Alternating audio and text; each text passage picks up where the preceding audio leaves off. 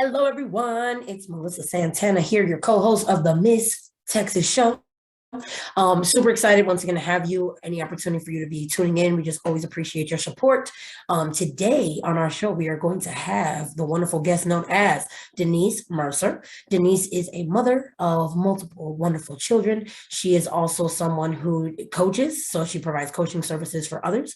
She is someone who has also worked multiple other jobs, like has had multiple careers. Is also a former teacher, so she's an educator by trade and just is a tremendous advocate. So we are super excited to have her today and super excited that you are going to tune in for it and learn more about her incredible journey and how she helps others. So looking forward to it and looking forward to having you.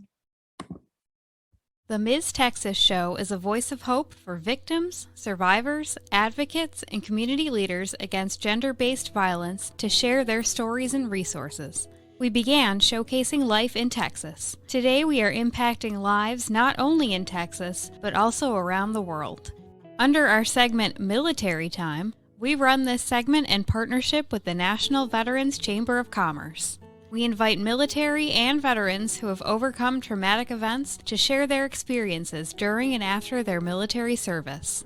Under our Beauty segment, we invite fellow pageant winners and contestants, artists, musicians, actors, models, and dancers, and last but not least, our survivor leaders from family violence, sex trafficking, sexual assault, stalking, and other traumatic events who are ambassadors for these causes to share their lives and the impact they have made. To become a guest on our show, email us at MsUSATexas@gmail.com. If you would like to support victims and survivors of gender-based violence, make a tax-deductible donation to Hope Picks Global at www.hopepyxglobal.org. Hello, everyone. Welcome to another edition of the Miss Texas Show. As always, your co-host, Melissa Santana, super excited for any edition, any opportunity to be able to have, a wonderful show and be able to bring on a great guest. And so today's guest is no less of an honor and pleasure to have. It is a wonderful Denise Mercer. We are super excited to have you, and we want to, be able to tell viewers all about you. But of course, I would like to begin with, some words about your story. And so, when the volcano erupted and you learned that something sexual had happened to your children, she was overwhelmed by their behaviors and the authorities, including detectives and child protective service agencies. She was greatly disturbed how a mother, facing the things she was facing, was allowed to just spin in circles alone while carrying such extreme pain of her own and her children's, while still needing to work, provide food, shelter, and all the responsibilities of a normal day. When she and her daughter became healthier, she started coffee and cocoa, and story after story was similar to what was experienced from her own friends, family, and authorities. Coco and herself are no longer shocked by the different ways that survivors are left to walk alone or the horrific things that are said to them by family, friends, and authorities. They all walk away and continue life, while as survivors are left carrying more than what they can handle. They became so passionate about changing the ways that survivors are left to deal with the pain that was caused by others by the way that many abusers are allowed to continue to perpetrate, while authorities know that they are guilty, and about the ways our communities refuse to acknowledge or talk about a pandemic that has been around for thousands of years. So our child survivors grow up and try to survive through adulthood, and yet they never receive healing. So Coffee and Cocoa continues to educate around the world and encourages others to find their voice. It is now the TWC Clubhouse, which takes more steps to help heal individuals, families, relationships, organizations, businesses, and communities, because we all have pains that we need to walk through, even if we are not a survivor of child sexual abuse ourselves. And the TWC Clubhouse actually took off at the beginning. It basically started around the beginning of this year. They have all these wonderful things that they've done as recently as this month, and they are continuing to grow with book clubs, classes, coaches, counselors, sponsors in the areas of mental health, trauma, addiction, and abuse for both children and adults. Motto is that together we can and together we will. So with that being said, Denise, super excited to have you. Thank you so much for coming on, taking the time, all of those wonderful things. First thing I would love to be able to ask is for viewers to just know a little bit more about you. Who are you? A little bit about your journey, what led you here today, just anything about you. Oh, well, thank you. It's a great opportunity to always share, I think. And so it's just an honor and a privilege once again to share something that maybe makes a difference for another out there. But you said it, my name's Denise. You read a little bit about my story there. So I grew up in a small town. I've actually recently moved back to my small town. And as I tell people, I love my small town. But small towns aren't, oh, they have the same thing that goes on everywhere. So, it took till I was like 38 years old to realize that I was running away from my small town. I left here right after high school, went to college, and I never came back. And when I was 38, the memories came back to the childhood sexual abuse that I endured when I was 5, 6, 7 from a neighbor. And I think I talk about my small town, and not because my small town is any different than any other. We're not bad. We're, considered a really great, safe place to live. My parents never locked the doors. I didn't grow up, that's how I grew up, but these things happen in these small, great towns. And so I think it's important for people to realize that. So, so when I was 38, I already had 4 children, and I got to deal with my own abuse and recovering from the effects that it was having on me. Like I didn't understand why, but I couldn't push my kids on the swing in the front yard. I had great fears of my front yard, but I was able to deal with memories of how I used to come out my front door, and I used to have to jump off my porch, and I used to have to run, and I had to pass the lot, and I had to pass 2 more neighbors' house before I could stop running down that sidewalk. And, I can remember, it kind of came back that I did those things. And so just realizing how we cope or whatever. But the thing that's hard, I think, for a lot of I'm kind of all over the place, but the thing that's hard for me and others is that most people don't remember, and they don't speak about their abuse until they're 52. So not that they don't remember, but they don't speak until they're like 52 years of age. Well, at 52, we have so many responsibilities. Some of us have grandchildren, we have children, we've, been married, we've been divorced, we've been through drugs, we've been through substance abuse, we've been through all kinds of things, with this stuff that's living inside of us. And so I was no different. And I got to deal with my own stuff while I had my kids.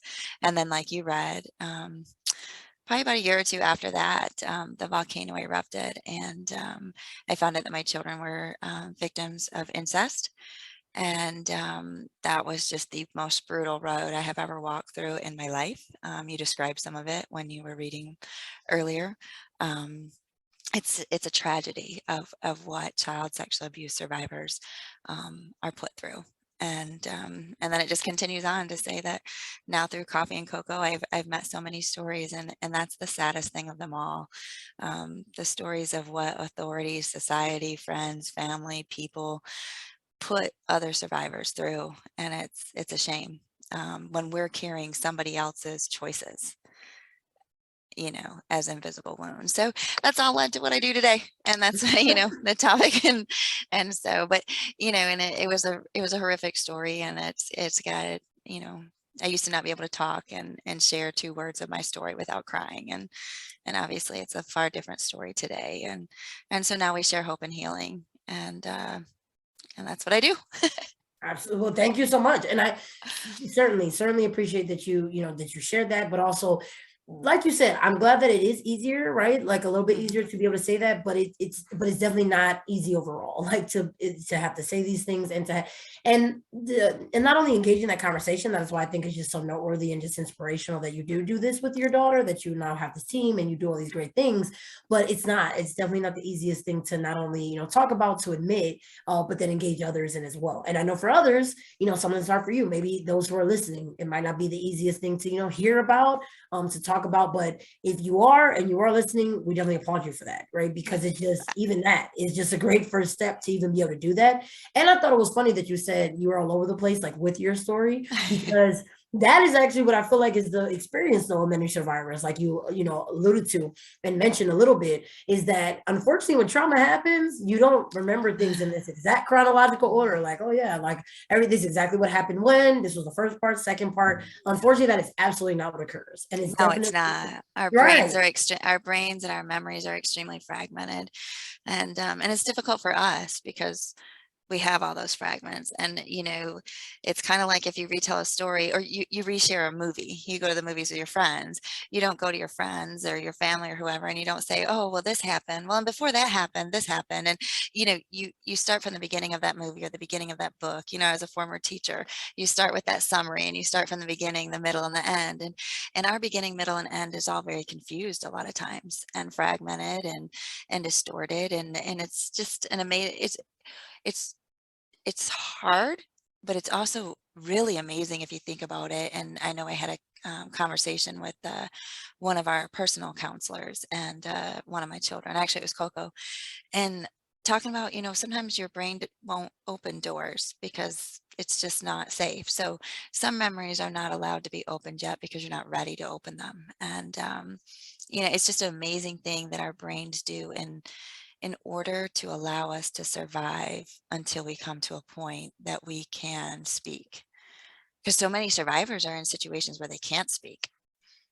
And so it's merely survival mode. And Right. living in Absolutely. survival mode is a very different thing. And today I live in the moment. And it's amazing. It's even with the pain and like it's amazing to go from survival mode to not living in that anymore. But don't get me wrong, and I don't want anybody to think that it's an easy journey to get from point A to that, because it's not. It's a process, and it's a never-ending process. My family still deals with trauma. We still deal with reminders. We still deal with memories that come back. We still deal with new things or whatever things set them off. But it's nowhere near the minefield that I once walked. Nowhere near. So, Right. and I'm grateful for that. Progress, Absolutely. progress, not perfection. This is amen. Right, definitely. And I agree. And just definitely one step at a time. But that's why I'm glad you shared. And also, very interesting. Shout out to educators all over the world, including, Yes. for myself, because definitely I think that's what we want to be able to paint the picture, So as a result, is anything wrong with you because you remember things out of order? Absolutely not. That is just a human response. And it's definitely your brain trying to look out. So that's what I said too. I think our brain has our backs, actually, in the fact that It it's trying does. to protect us. But it just can be incredibly frustrating too, because if you're trying to recount that Yes. and you're trying to pinpoint it and it looks like you don't know what you're talking about, but it's really because no, I went through something traumatic and it's really difficult. And in the midst of my processing, it may come out of order. Yes, and you just said it, in the midst of my processing, because a lot of times we are forced into situations when we begin to speak, then you begin to bring authorities in, and we're still processing. We are still going through all kinds of processing. And for somebody on the other side, even with their textbook education, it's difficult. I can look back and I can, if it wasn't so painful, but there's parts I can look back and realize that I probably appeared crazy, you know, but I wasn't. I was doing the best I could in those moments. But could I understand why somebody would think that? Maybe. But, you know, that's why we as authorities and we as survivors that are able to share publicly and to speak and to train and to educate professionals and detectives and agencies and judicial services. That's why we have to use our voices, is because they need to understand that we do appear crazy. I highly educated, and I had professional jobs and stuff, and I can look back and see that I didn't necessarily appear like I had everything kicking at the same time, but that was trauma, and it wasn't, and they have to understand that. So that's a hard thing when you're trying to process your own stuff. You're trying to deal with authorities. You're trying to deal with that. There's just so many things that are happening to you. It's just overstimulating so much. Absolutely. And I think the incredible part too is that you mentioned a very tender age of 5, Lord. So I Mm, feel like that's a time where you're supposed to just be able to enjoy your childhood, period. Like, your only responsibility should have been how much fun are you having at that point? right. You know what I mean? And just child things.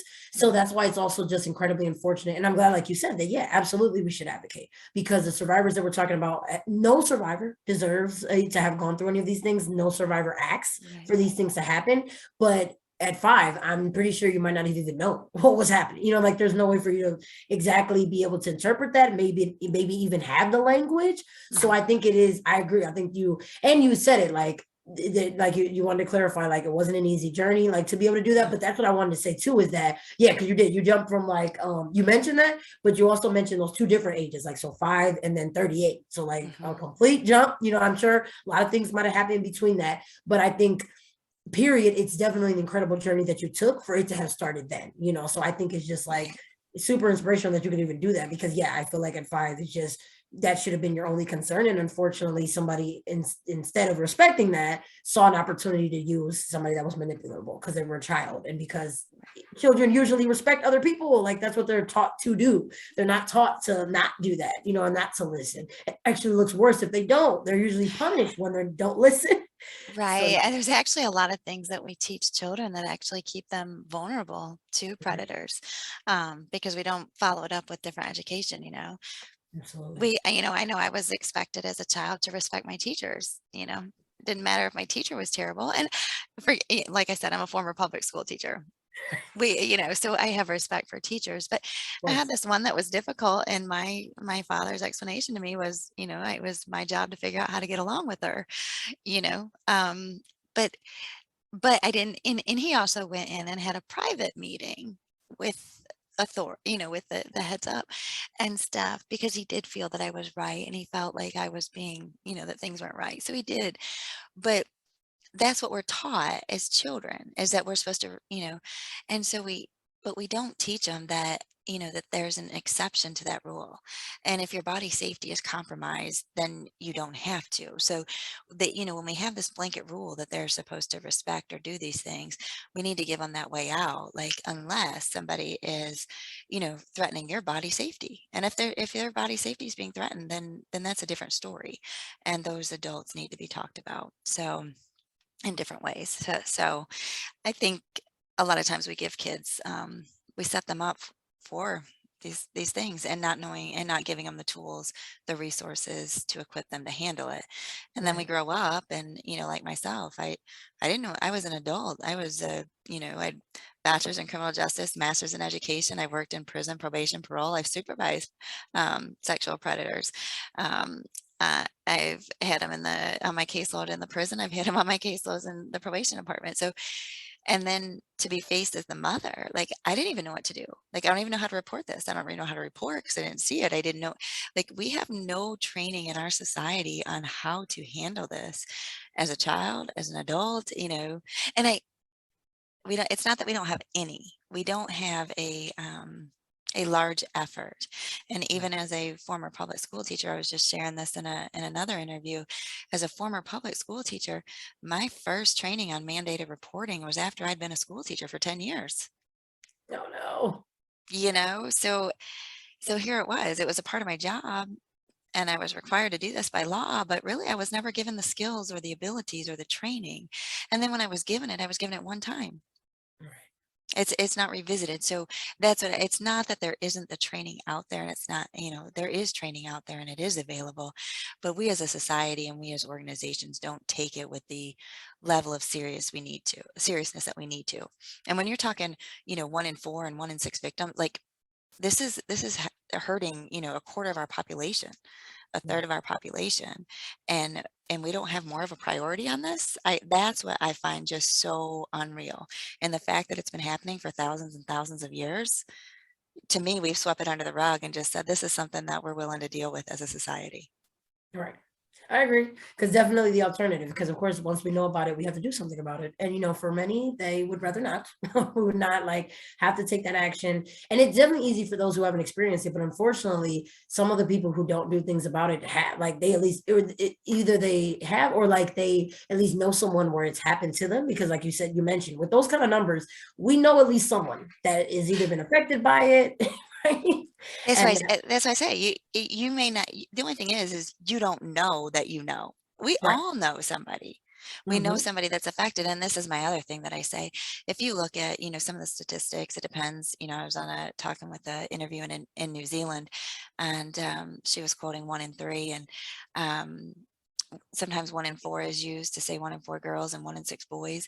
And this is my thing as a former school teacher. Just stand outside one classroom, and, in the classrooms I've taught in public school, they range from 25 to 30 students. Stand outside one and look in there and see how many silent victims you have, and then walk to the next classroom and the next classroom and the next classroom, and then turn the hallway and continue. So this is not something, and then, by the time you get out there, how many victims are in each school building? Right. This number's not small. No, it's not. This number's not small. Not at all. I agree. But I also think like incredible resilience on your part, though, even as a child, because I heard you briefly mention, and not that you should have ever had to do this, but literally like jumping, like doing whatever you can to escape the situation. So I just think it's like incredible. Like you never should have been tested in that way, but it's just incredible that you, in the midst of that abuse, still was choosing yourself and still knew that you wanted to escape at any means possible. And I think, interestingly enough, too, that same younger child stood up for herself too, when in regards to the teacher. You know what I mean? You were like, no, I think we actually do have a conflict, and you voiced it. Thankfully, you were met with someone too that was able to support that. But I just think it's incredible too that, like, I was also hearing a little bit about what you're saying. It sounded like we don't always give children the proper resources. I also think we don't always give children enough credit for like the things that they go through. We don't always, it's easy to discount them given that they're children. So like, I think that sometimes with all that, so I think like, especially in your case, I agree. I think it's unfortunate that it was in such a safe neighborhood, which for the exact same reason why people kept their doors open, they should have been having them closed, but they didn't know, so they thought like we could, Well, I think the thing is, somebody asked me recently about that, I don't think my parents knew that things like that could happen. And in my case, it was what you would call child on child, but it was a much older child and a much younger child.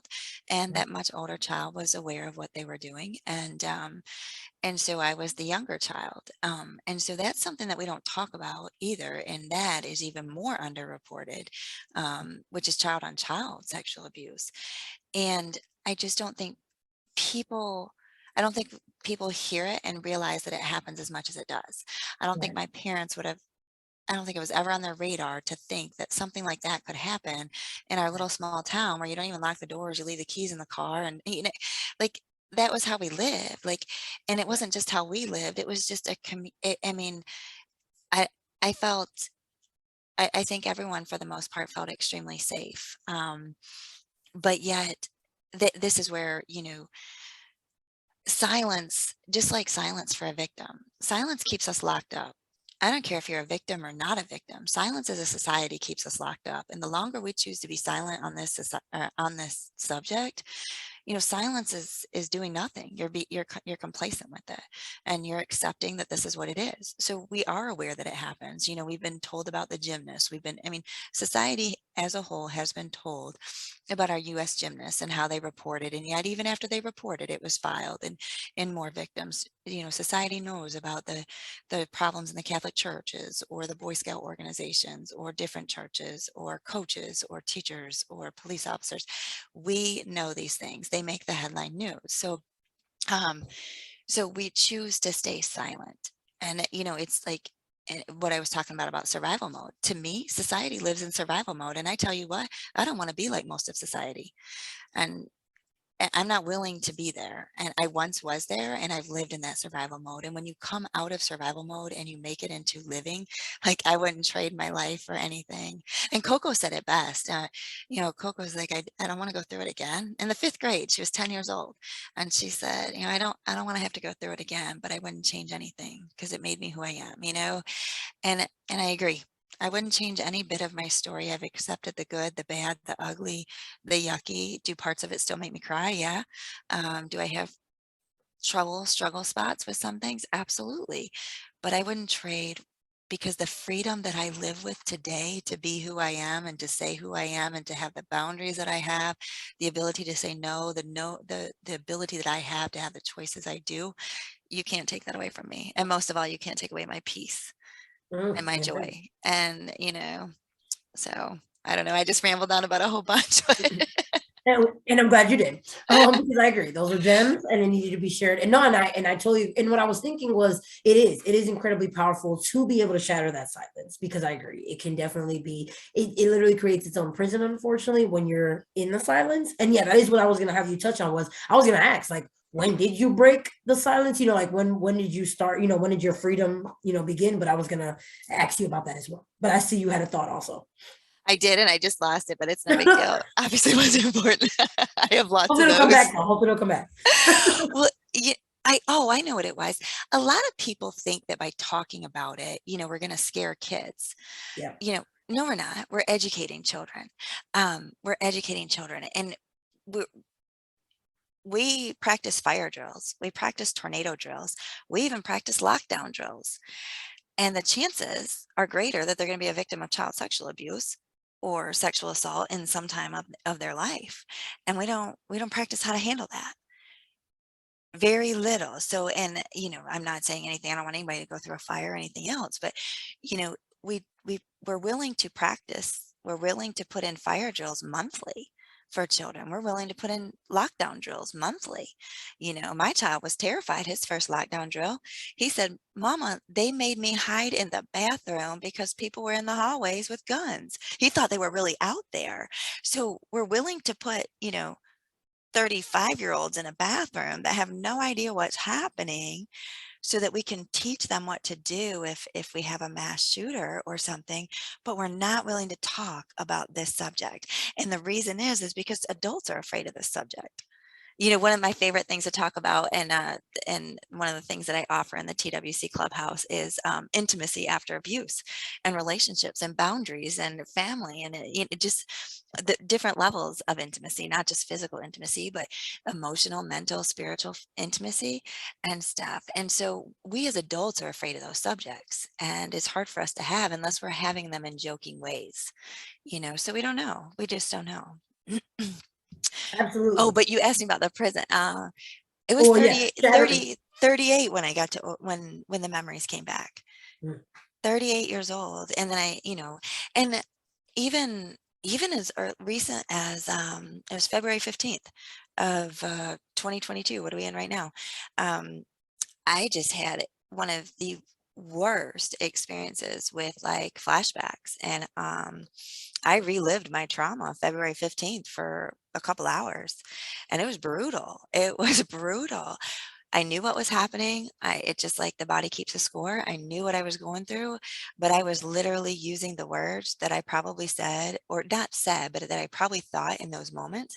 I was screaming out, "When is this going to stop? Stop! It hurts." I was in a house by myself, and these things were coming out. So there's still things that come out, but the first time I found a bit and began to open that door, I was 38 years old. Wow. See, and that's the interesting thing about you mentioning, 5 and then 38, because like you said, that was like when unfortunately, because I mean, as uncomfortable as that is, I mean, that's unfortunately how healing is. It's not something that like follows a regular pattern or anything like that. And it's not like something that we can easily plan, but that's usually what healing takes, is like it's this messy, unorganized thing that happens. But I'm glad it was able to begin for you. And I mean, as painful as that may have been to like relive, but it's where healing can really start. It's like when, you're able to face things and all that. I see you had a thought. No, that's where healing begins, Yeah. That's where the healing begins, is the first time you open your voice, the first time you utter, even if you barely get it out. And that's the one thing I've learned about trauma too, and that's why it was such a minefield, is it doesn't come out all at once. Right. A kid doesn't just come in and begin to tell you and recount everything, or an adult Absolutely. doesn't come in, and because like we talked about earlier, the damage to our brain and the fragmented parts of our brain, and our there's so much to our traumatized brains that we can't just go through something from point A to point Z. So but the first moment that we even get somebody that we speak and they believe, and they don't look horrified in the face, and they're not ready to kill somebody, and they just give us that openness and that space to continue to speak. That's the first step of freedom that we've ever really experienced, and to be and to know that we're still accepted. Because I don't know of another crime where the victim actually carries the shame of the abuser Right. and the guilt. Like how the shame, the guilt, the blame is transferred to the victim is so amazing. And I don't know the psychology behind that, but I haven't met a survivor yet who doesn't carry shame, blame, guilt, and have to work their way through that.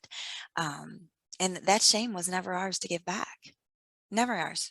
I mean, it was never ours. Sorry. I was just doing Gloria Masters and handing the shame back. And so it was never ours to carry. So when Right. we begin to speak, we're giving that shame back to where it belongs. Absolutely. And I can't agree more because I also feel that, many abusers, they'll use that, profit off of that actually, and like, or like inflict some of the, like feed that shame as well. And like those feelings of guilt, they also might threaten, like they may use different tools. And as a result, to keep you where they need you, which is to keep you down. And so that you're not questioning them and you're not leaving because that's what they need. They want to have access to you. They like what's happening, even though you don't, and they want to be able to do whatever they can to keep it going. So unfortunately, so I'm glad, yeah. Yeah, you're right. I mean, that's what they do. I mean, there's a complete cycle to what they do and how they threaten or terrify.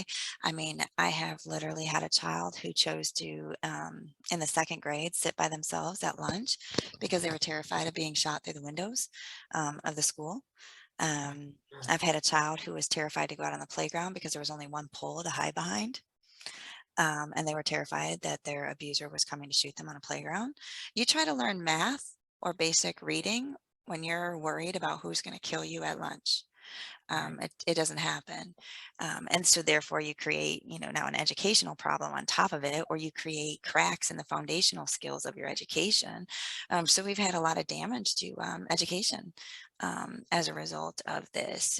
Some people just dig right into their books and excel, and some just sit in a classroom and hope nobody sees them. And others act out in ways that are just I've always worked with high risk students and stuff. I've had children that actually, or students that I taught that actually perform sexual behaviors in my classroom.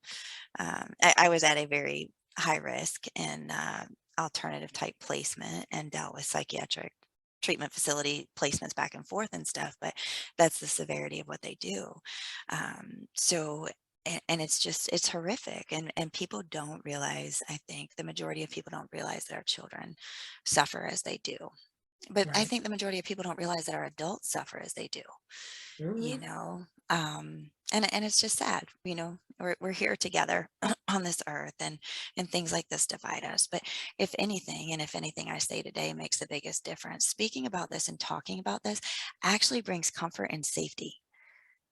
So it's hard at first to hear, but then as you engage in this, you know, it it's a very comfortable subject, and people feel more comfortable when they can speak.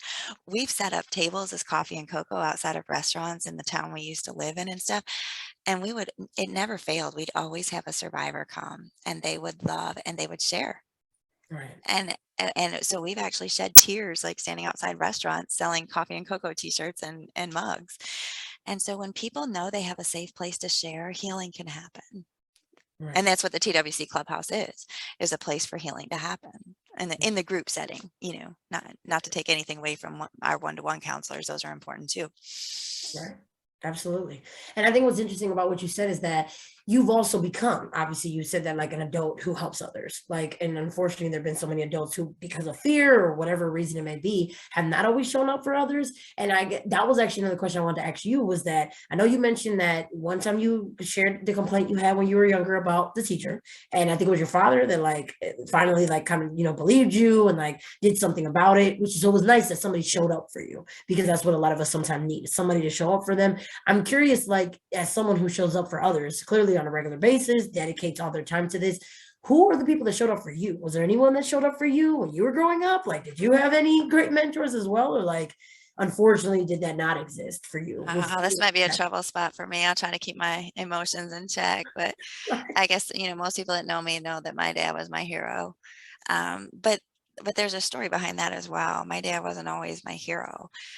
My dad was an alcoholic. He drank until I was in the sixth grade. He worked third shift. So he slept during the day while I was awake, and he went to work while I slept. He didn't quit drinking until I was in the sixth grade. And so he probably really wasn't my hero until I was a young adult. And I wrote a book called My Father's Table. And but he became a proud member of AA, and he died with 25 years of sobriety. And so my biggest thing was I used to try to get my deliveries done. Um, so I worked for myself. So I tried to service my customers and get my stuff done. And I knew what time my dad would be at his restaurant to eat lunch. And it wasn't his restaurant, but he always picked special, just I don't know, just the little community restaurant, right? And not like the chain restaurant. So I'd always know where my dad would be for lunch. And I used to go and get my work done so I could go have lunch with my dad. But who else I got to have with lunch with was the recovering alcoholics that still wanted to talk after that AA meeting. And so those guys are my heroes, and not just guys, but those guys and those women. The things they taught me around that table. I fortunately have never suffered with alcohol addiction. Um, but I know people who do. My dad did, and I know others. But those people taught me so much because we just sat around the table talking about life. We Right. just talked about life, and there was safety. There was safety at those tables, and there was a safety to be who you were, and that you were going to be loved for who you were, and it didn't matter where you were at, didn't matter what you'd come through, didn't matter how bad it was. I mean, some of them just got out of prison, some of them were wearing a tether, some of them were this, that, or the other. I mean, it was just somewhere. It didn't matter what color they were, it didn't matter what gender they were, it didn't matter what gender identity they were. It was all encompassing, and it was one of my favorite places to be. So my dad passed away 10 years ago. So that was, but my dad also died, and I'm grateful for this. And I don't know if I'm going to be able to say this. My dad never knew about my neighbor, and my dad never knew about my children. Oh my gosh. Okay. Wow. I did not. So my story probably would be different, and my children's story probably would be different had I had him to stand. But sorry. Oh no. You ain't never got to apologize for that. And I And that's definitely what right. and that's what I mean. I'm not afraid of tears, but Yep. um, tears make some people uncomfortable, and it's just that, I have that much love and appreciation, and I'm well aware that my story would probably be different, and so would my children's, had Yeah. he still been alive when we learned what we learned. But for whatever reason, I believe that I wasn't supposed to have him to walk with me during that. So it changes it. So I guess that was my go-to person. Yeah. But I've had others along the way, and I've had an amazing counselor that my children's counselor turned me on to, and without her support, oh my gosh, she took me from places I was to where I could be. I had the great pleasure of taking part in EMDR therapy, trauma therapy. Yeah. My kids, Coco's actually done that, and TFCBT, which is trauma focused cognitive behavioral therapy. So we've been blessed with some really wonderful counselors. We've had some that weren't able to help us where we needed to be, and that's okay too. Um, I've had some amazing people. I have an amazing person in my life right now, and I'm extremely grateful for that, because at the time that I needed confidence to keep going, or needed, it's like, so somebody always shows up to give you what you need. We just had to be willing to accept it. And that's a hard thing for survivors. We learn to depend on ourselves, and we learn to depend that nobody's there for us and nobody's going to help us. And so becoming vulnerable to that is a difficult thing. And that's one of the reasons that people love intimacy after abuse, is because it's hard for us. It's hard Amen. for us as survivors in many different categories to carry on adult relationships. We don't have the skills. We don't have the skills. We were missing them. Absolutely. And first of all, very sorry for your loss, but also but also again, very grateful, that you shared that incredible sentiment with us, because I definitely was over here like find my own tears. I'm like, okay, she's getting there now. She's getting there. She's getting me close. But yeah, no, but I totally agree. And I just feel that now, mind you, I am somebody that believes that he probably is still watching you from the other side. I know that not everybody agrees No, with that. can I tell you a really Yeah, cool story please. about no coincidence? So my dad and I would always share stories about no coincidences, right? Like there's something, and my dad used to have this, he used to say, I know there's a higher power, and I know it's not me. And so I was one of those people. I was not for, a lot of people with their sexual abuse stories, they also experienced religious abuse, and I didn't. And I'm grateful for that, because that's a whole nother part to a lot of survivors, is the religious abuse that they've endured. But we always had it. We would always drive, and so I used to ride co-pilot as a kid with my dad on our trips and stuff. And when he was sober, and I was the DJ, and but we just always shared stories about no coincidences. And so literally I went on a trip to Florida from Michigan just recently. And I was supposed to fly out February 2nd. Huge snowstorm, right? Huge snowstorm. It shuts my flight down, which was good because I needed to see that I was disappointed that my flight wasn't going to happen for personal reasons. And so anyway, I'm able to fly out the next day. So, which happens to be the 10-year anniversary of my dad's death. And it's just like it's not clear, right? The plane's flying, and I'm looking out the window, and it's just you can't see, and then you finally get to a point that you see, and things become clear. And I'm just thinking about life and how it was so just I couldn't see a thing. I mean, I couldn't even see the light. I didn't think there was going to be light at the end of the tunnel. I couldn't see that I would ever get out of these minefields. I didn't see that I would ever stop crying or get off my knee. Like I didn't see any of that. But as you progress, it gets clearer and it gets clearer and it gets clearer. And the amazing thing is I'm sitting there processing this. The kid behind me introduces himself and he uses my son's name. And which there's a story behind my son. I haven't seen my oldest son in over 5 years, or almost 5 years. It's going to be 5 years soon. Wow.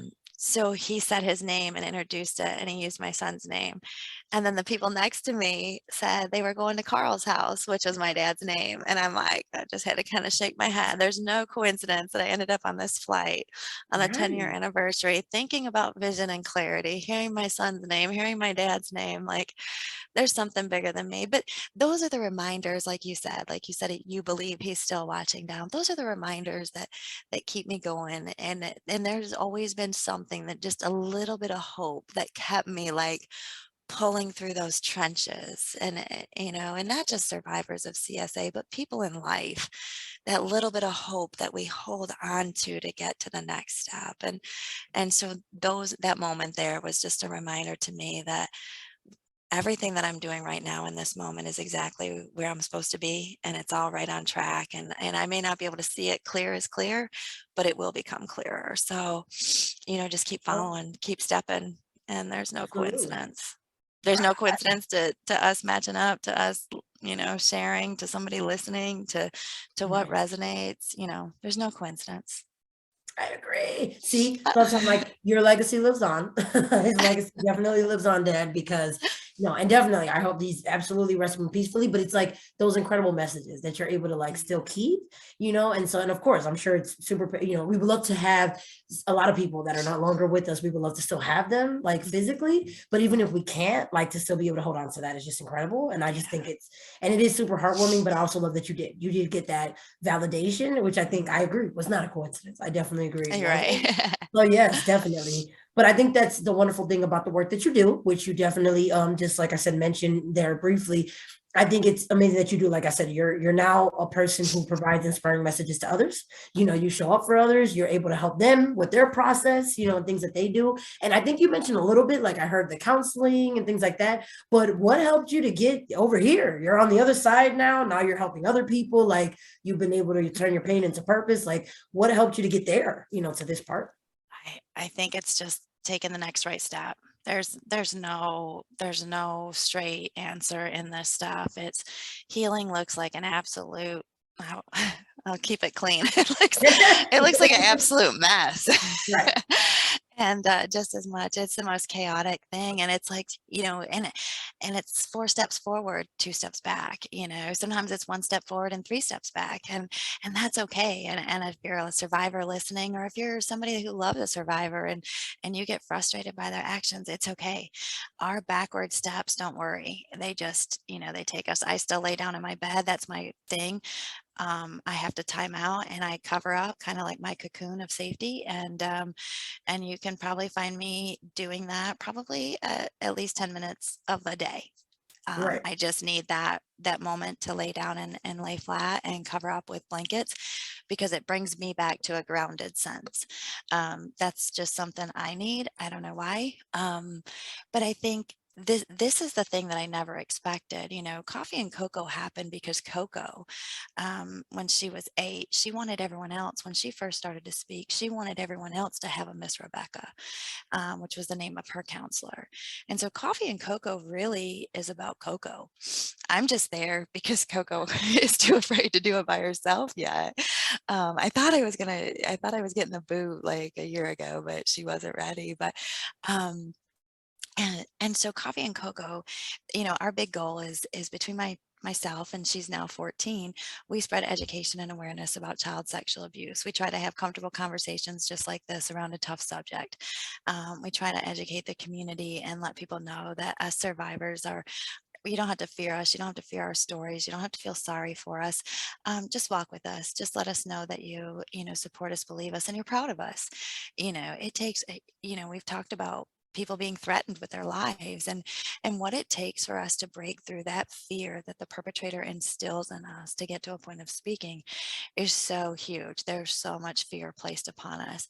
And we believe that there's something the matter with us. I haven't met a survivor yet that isn't trying to figure out what's the matter with them, until they go through enough healing and they realize it's not them. So that's what coffee and cocoa does. And then, but the most amazing thing about coffee and cocoa is Coco and I didn't realize the next level of, I call it the next level, or another level. We didn't realize that level of healing that we would receive from doing coffee and cocoa. Like, and this is why I tell people, Coco was told in counseling that there were other victims. You know, it's 1 in 4, 1 in 6, but she's alone in the office with her counselor. She's not seeing any other ones. Coffee and cocoa has opened her eyes and put her face to face, just like you and I, Zoom to Zoom, whatever you want to call it, with survivors all around the world. So Coco and I'll Zoom to all kinds of different countries, and so these people are now real. And so it was like, I am really not alone. Here they are. They're here. And so there's something great that happens when survivors gather with survivors. Just like those men and women of AA, when they would gather around that table, or when they would gather around that AA meeting and they had each other, there's a beautiful bond that happens because they understand each other. The same thing, I see the same thing happen with survivors of child sexual abuse. Um, and just those of trauma, like but especially when they have that commonality of child sexual abuse. You Some people get you and you don't even have to explain who you are. You don't have to explain why you have these goofy things. I don't have to tell another survivor that opening the mailbox can just terrify me. To other people, they're like, you're ridiculous. It's the mail, open the mail. Like, but other people get that things like that can just cause me to go into fear. Like, certain things can just cause us a ridiculous amount of fear. And we don't have to explain that to each other. We just accept that about each other. And I just can't even explain that beauty that happens. And it happens every time we do coffee and cocoa. And it happens every time we share another story. It happens every time you get to share a bit more of your healing. And so that's where the TWC Clubhouse came together. And it stands for, like you said, Together We Can. And in there, we have communities of people. But this is what I love. We have people from facilitators. I call them facilitators. So there is a team of facilitators that is coming together to offer different communities of healing where survivors can gather with survivors. It's not just to retell your story, it's to go to levels of healing, it's to progress. And so it's, you know, filling up with meditation and writing and different things. But this is the coolest part, I think. Um, uh, New Zealand's on the calendar, a facilitator from New Zealand. Costa Rica will soon be on the calendar, and Ireland will soon be on the calendar. We already represent, I think, 2 or 3 provinces in Canada and several states of the United States. Not one person, not one facilitator is from the same geographical location. And so it truly is the vision that I had, that together we can. And together around the world, we can make this happen. So one day the TWC Clubhouse soon will have a group every hour of every day of every, of every week, of every month, because survivors need other survivors, and it may be 5 a.m. and it may be 2 a.m. It may be whatever, but there'll be somewhere for people to plug in. So that's the goal. And it's just, I have taken part in every single community, and I've learned in every single one. They're just a blessing to me. Yeah. I love them. So that's where I believe healing comes from. I don't discount one-to-one counseling. That is a huge help to me. But this next level that I'm able to enjoy now is what I call group healing, or peer-to-peer, or survivors together. It's together we can, and there's something beautiful that comes together when we gather together. Absolutely.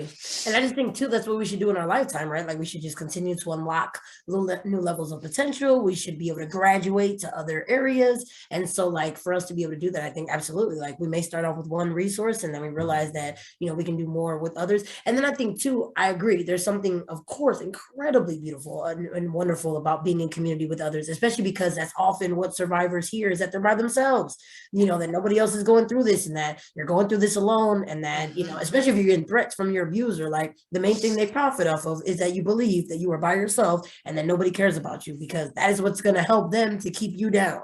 So unfortunately, like given that they've been hearing those messages, it's absolutely incredibly powerful for them to be surrounded by others who get that, who experience similar things, but also who can, what you can heal together. Absolutely. And unlock these new levels of healing. So I completely agree, but I also agree that yes, to each their own, to where they're at, because like, given where they might be on their journey, certain things might be good for them, but when they're together, definitely there's a lot that can happen there.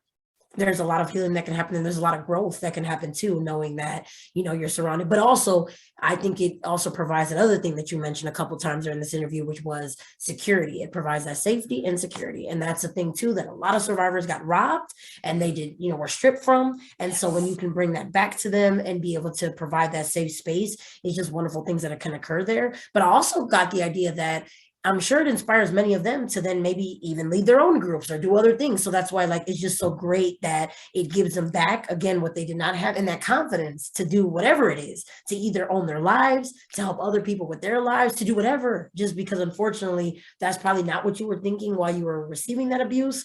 But there's literally so much that you can do, and we don't want you to ever go in the world not thinking those things. So I love that you provide a space, absolutely, in that way that can help people to believe those things that they might not have before.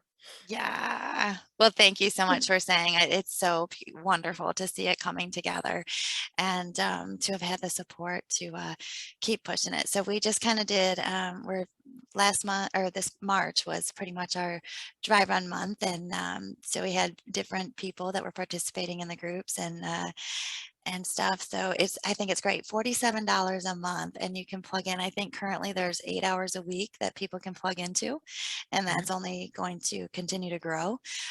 Meditation, writing, different, how you help yourself through trauma. So it's just, it's a place, and it's also a place, like you said, for other trauma survivors or other child sexual abuse survivors to take that passion that they have and have a platform and have a place that they can share it with somebody else. Because I believe, just like teaching school, when we really, in order to be able to teach a skill, we have to know a skill, and we have to learn that first. And so, and I don't think there's nothing wrong with not publicly sharing your story.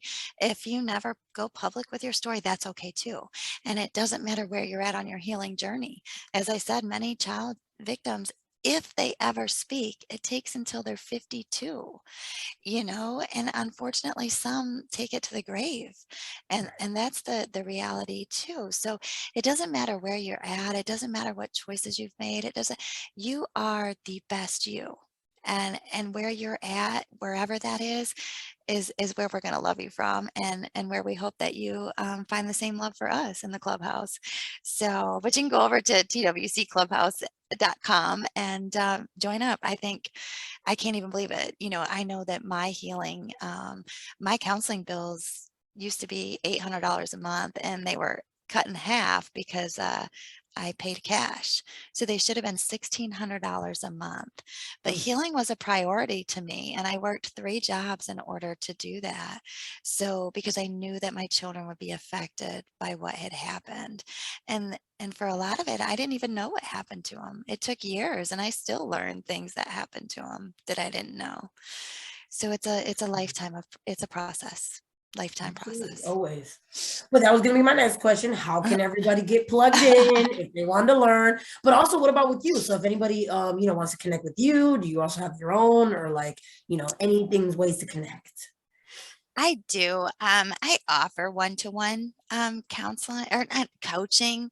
I don't know what it says on there, coaching, mentoring, whatever. I will work with somebody one-to-one, and there's one reason that I will, because what I learned doing coffee and cocoa, I did not know this, and it's very difficult for people to find certified counselors that can handle the level of trauma that child sexual abuse survivors bring. And so that's the reason I'm out there, and I will. But they can find that too at the TWCclubhouse.com. So they can find me, they can connect one-on-one, they can send a message. If they have a program they want to share, if they want to be a facilitator, they can go to twcclubhouse.com and send a message that way. And it is getting some changes made to the site right now to incorporate our different facilitators in the avenue that we're kind of changing to. They can watch Coffee and Cocoa. We encourage your comments. We encourage your shares. Coffee and Cocoa, we usually have something go out Tuesdays and Fridays, 7 p.m. Eastern Standard Time. And you can find that on Facebook at Voices of Coffee and Cocoa. But really in the twcclubhouse.com, though, it'll direct you to Coffee and Cocoa. It'll give you that information of Coffee and Cocoa. It will give you the information to different facilitators and different people that we have in those groups. It'll give you access to the calendar. And like I said, I'm quite sure it's 8 hours a week that you can plug into groups right now. And so $47 a month, what is that? 32 hours a month that you have access to already, and we're just cracking it.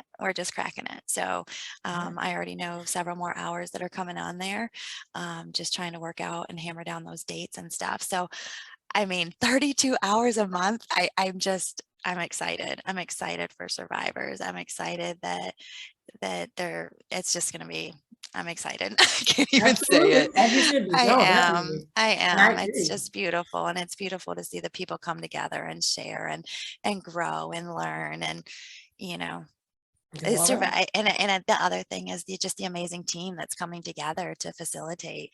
I mean, Coffee and Cocoa, have you met, there's child sexual abuse survivors. I have met the most amazing people. Right. Like their persistence, like, wow, they're my greatest friends and my greatest humans, and I love them, and Right. I'm grateful. And you're building something beautiful together. So yes, Yeah, absolutely. No, so I together we totally, can. yes, yes. No, so I totally agree. And I was gonna say, so with that, I'm glad. Was there and so of course with that, I would definitely say encourage anyone if any of this resonated with you, if you want to get plugged in, if you want to learn more, or even if you're just curious, obviously there's room for all of that. And so you can do any of those things. And so before we completely wrap, I know you shared a lot about, TWC and all that. Was there any other closing thoughts, any other messages that you want to share with our viewers or anything like that? Just remember that together we can do this. And as always, Coco and I always end our shows with, as always, we encourage you to find your voice. Yay. Love So it. I just encourage you, and you're doing great wherever you're at and whatever Absolutely. you're healing with. You're doing the best you can, and just keep taking the next right step. Always. Definitely. So with that, I don't want to ruin it. Nope. So we will end on that note, but thank you so very much, Denise. It was Thank such a you. pleasure to have you today. And definitely viewers, I encourage you, if you need a club to join, you know which one, TWC Clubhouse. So check it out and, be plug in. And definitely thank you so very much again. Thank you. Absolutely.